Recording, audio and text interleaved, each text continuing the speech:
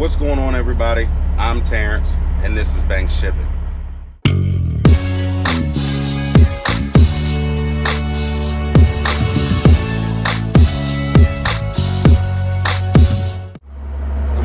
Good morning.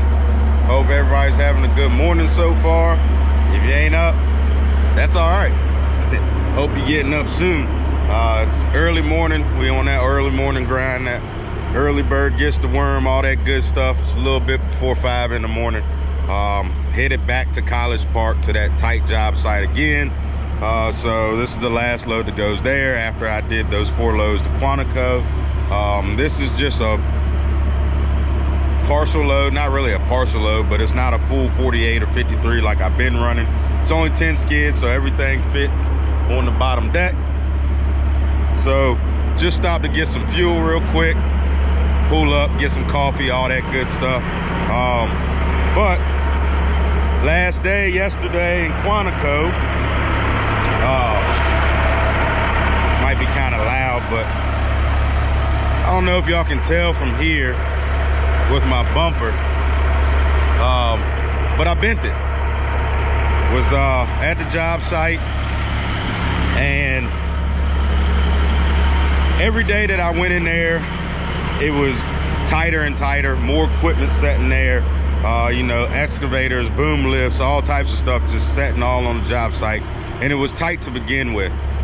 So every day that I went there, I asked them if they could have some of this stuff moved when I come in the next day to make it easier for me to get in and out of there, because it wasn't easy whatsoever. And you know, I got the, oh yeah, we'll have this stuff out the way, we'll have the stuff out the way. Well, they never had the stuff out the way, and there was just more and more stuff in the way. So yesterday, where I normally was, every day I had to pull up and back out a different way. Yesterday was no different. They had a couple more pieces of equipment there. The day before yesterday, so Wednesday, I was able to pull up in the job site and back around the building so that I could pull out of the fenced area.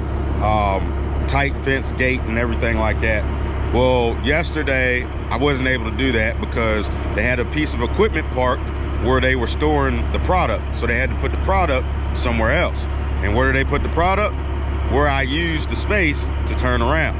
So I had to back directly out of the gate this time. So when I back out of the gate, you can't back straight out because you're backing onto a road. You pretty much have to jackknife inside and outside of the fence. So trailer outside of the fence, tractor inside of the fence, and of course watch everything because it's really, really tight. That fence is really, really tight. So I go to pull up and get myself angled so that I can back out of the fence, because I pretty much have to put the curb side of my trailer right on the right side of the fence. I mean, I gotta be that far away so that I can actually get out. So I was pulling myself up to angle. Well, I guess Wednesday they dug some trenches and some holes and things like that that I didn't see. So when I was turning to get myself angled, the front passenger side steer dropped down into a trench. So it didn't drop down far, but I got a 22-inch bumper. So I'm not super low to the ground. It dropped down a good bit, but it wasn't like I dropped down a huge hole, you know. It was just like I slid down a little bit. And so when I slid down, it caught the bumper on the edge of the trench, which pushed the bumper up a little bit. So I was, oh man, it hurt my heart yesterday. I'm still feeling it today. It doesn't look as bad to anybody else, but because it's me, I know what happened. It's my truck, you know, I know what happened. It really does hurt. But you know, they say the price of cool ain't cheap. So one day, you know, when I have some time, it's not a pressing matter, but one day when I have some time, I'll get back and I'll unbolt the bumper and just bend the bracket, because basically what happened is the bracket that holds the bumper is bent, and it's just like a flat piece of metal, thin metal, that runs down off of the frame and curves like that, and then the bumper is mounted underneath. So all I have to do is get under there and bend that piece of metal back a little bit to get it even. The only way you can tell that the bumper is bent is because it's closer to to like the fender on one side than the other.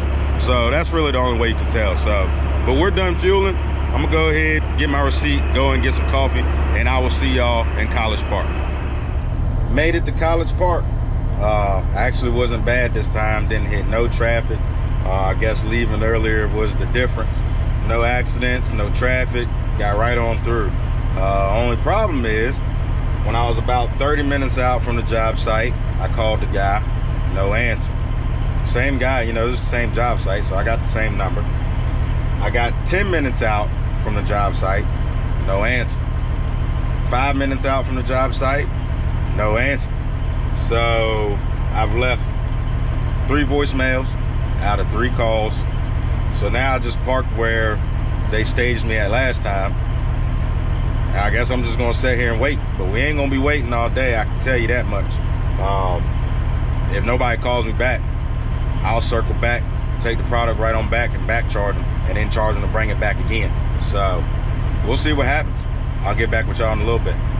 Oh, what a day, what a day, what a day it has been. We are back at the yard, finally. It's been a crazy, crazy day. I didn't really get any filming done at the job site in College Park just because there was a lot of issues. Had an 8 o'clock appointment.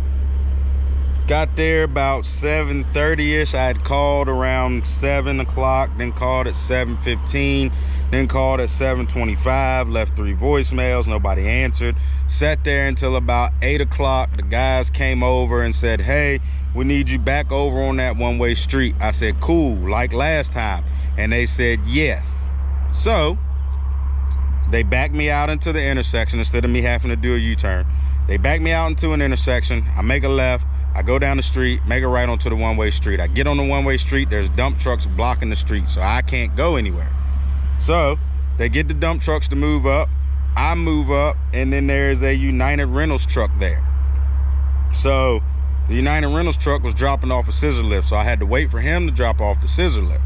So after he drops off the scissor lift, I'm thinking I'm gonna go in the same spot that I did last week. Nope, not the case. So they tell me that they're not exactly sure where they're going to put the product, thus meaning they don't really know where they're going to unload me at. So I'm sitting there on this one-way street. Cars are trying to squeeze past you, which there's not a lot of room. Barely room for a car. Another truck can't fit through. So there's another truck coming behind me that needs to deliver something up in front of me. So what did they tell me?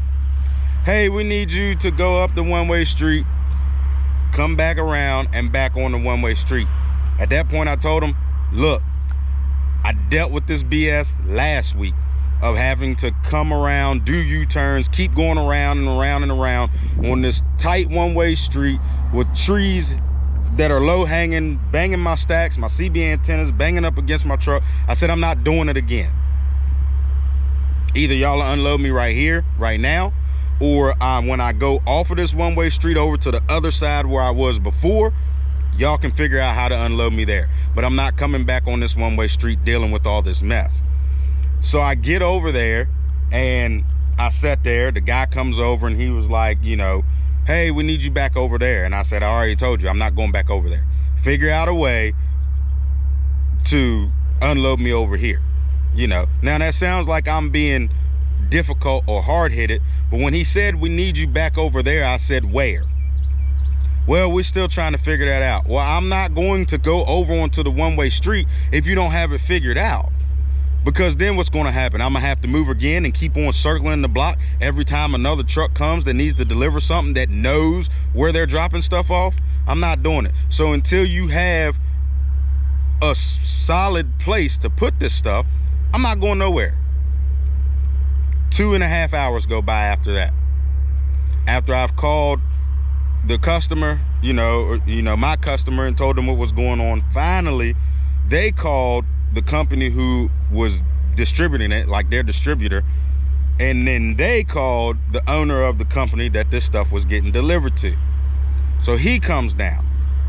Hey, we need you over on the other side of the street. I said, I'm not going over there until y'all have a solid place for me to go.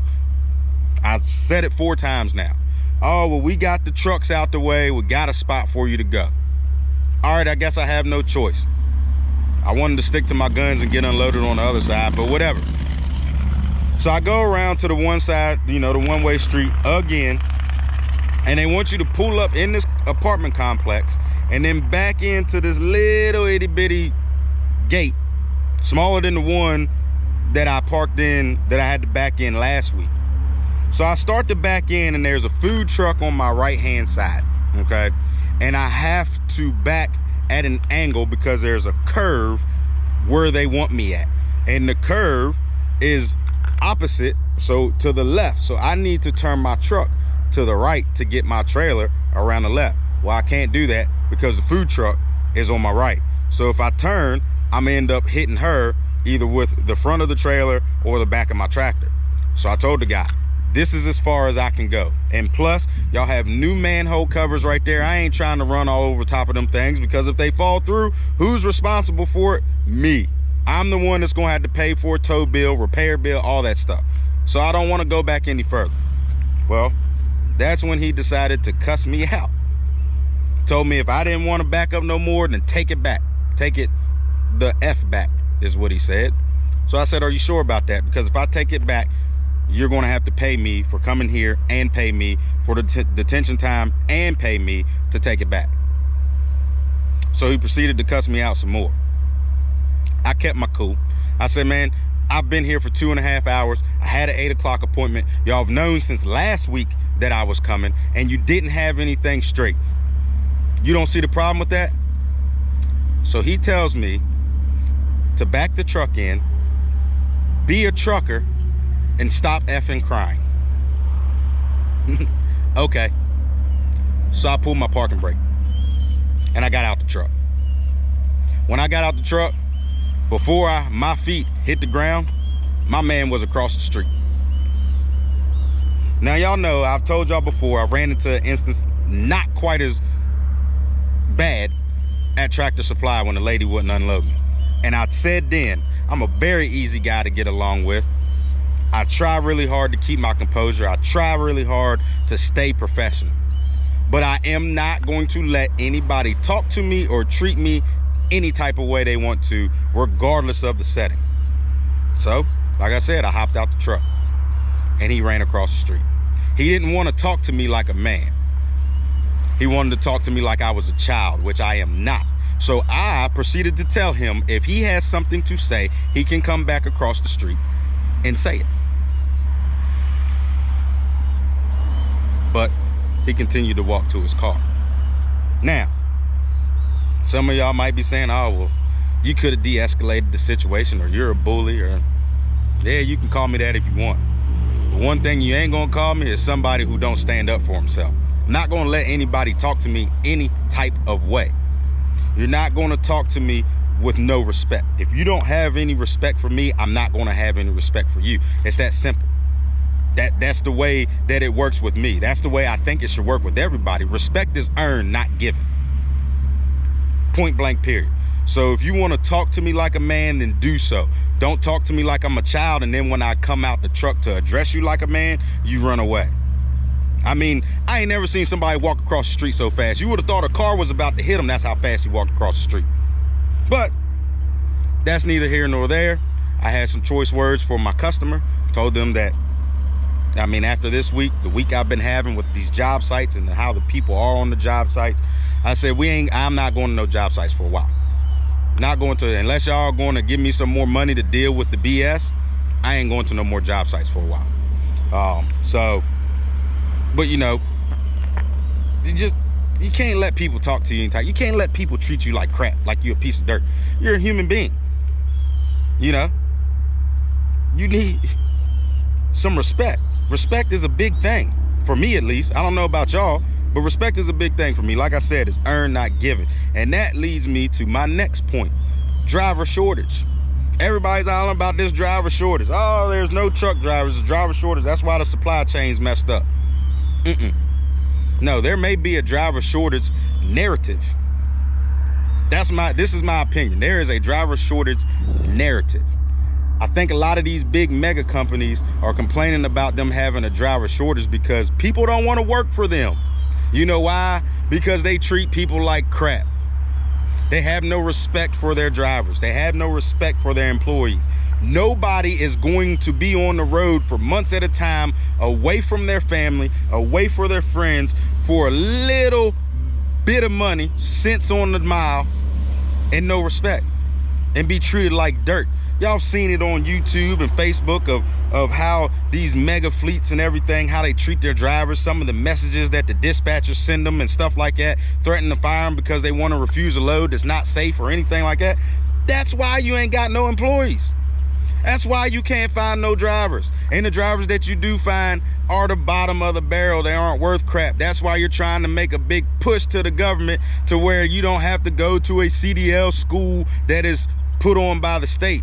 They want to be able to do their own CDL schools and all that stuff so they can push out these drivers, so that they can get more freight, lower the rates down. See, owner operators, small fleets, they are a threat to these big mega companies. Big mega companies, they're political, so they're falling right in this political game of a driver shortage. It ain't no driver shortage. Treat your people better, and I guarantee you won't have a problem with people working for you. It's that simple. Treat your people fairly, pay them a fair wage, ain't gonna be no driver shortage. You all are experiencing, mega companies are experiencing driver shortages. Most of these small mom and pop owner operators, small mom and pop companies, they're not experiencing no driver shortage. You go anywhere. I was just at my customer today. I'm at my customer every day, and I gotta wait to get loaded because they got 6 bays and all of them are full. Where's the driver shortage? You look at pictures of the ports, there's lines of trucks. You go to the port, there's lines of trucks. How many of y'all are going to places to pick up and you're the only truck there? Not many, because there ain't no driver shortage, man. It's a narrative. That's all it is. So don't believe the hype. It ain't no driver shortage. Don't think that, oh, it's a driver shortage, so it's gonna be big money out here. No, it ain't no driver shortage, man. That's just the narrative that they trying to push, and a lot of it comes from them treating their people like crap. So stand up for yourself, man. If you work for a mega company, this ain't no shade. This ain't no shade thrown at y'all if you work for a mega fleet company. But what I am saying, if you work for a mega fleet company, make sure that you're treated right. You know how much you worth. You worth a lot more to them than they are to you, because there's dozens of truck driver jobs out there. All you got to do is get on Indeed.com, YahooJobs.com. Hell, look at your local newspaper. You're going to see Class A driver wanted. Everybody wants Class A drivers, and there are plenty out there. So don't sell yourself short. So, but that's it, man. I ain't going to ramble no more. Like I said, it's been a long week, been a long day. Had to fix some lights on the truck. Had 2 of them out. Wires were broken, so I had to, you know, put new butt connectors, all that good stuff on there. So, yeah, we done for the week. This load goes to Alexandria in the mornings, just a 48-foot load, the normal stuff. You guys know what it is. You're probably tired of seeing it. Quite frankly, I'm tired of seeing it too. But yeah, man, y'all have a good weekend. Spend some time with your friends and your family. Have you a good time. Get yourself reset for Monday. Get your mind right for Monday. And I'll see y'all then. But as always, stay prayed up, grind hard, and stay humble.